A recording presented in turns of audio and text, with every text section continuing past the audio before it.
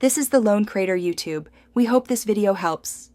You start by opening your project in Visual Studio Code and confirming the C/C++ extension is installed.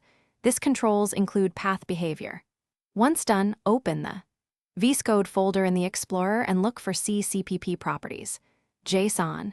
If it does not exist, create a new C/C++ configuration via command palette. C/C++, edit configurations, UI, or JSON. This immediately gives you the active configuration where Includepath entries live, so you can edit them next. You now edit Includepath inside the active configuration section.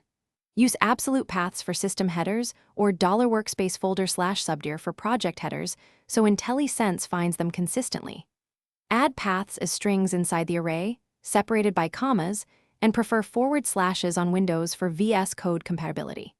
After saving, the C/C++ extension reparses. Observe the output and problems panels for missing files. If you have multiple configurations, repeat for each active configuration to cover all build environments. To finish, you verify IntelliSense recognizes headers by reopening source files or running C/C++. Reset IntelliSense database.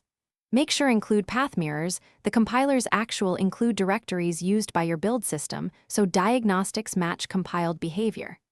If things still fail, check common issues, typos in paths, wrong configuration selected, or file permission problems. A quick troubleshooting tip.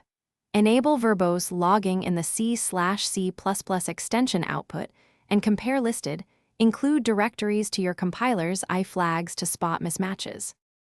Thanks for watching. Consider subscribing if we helped you.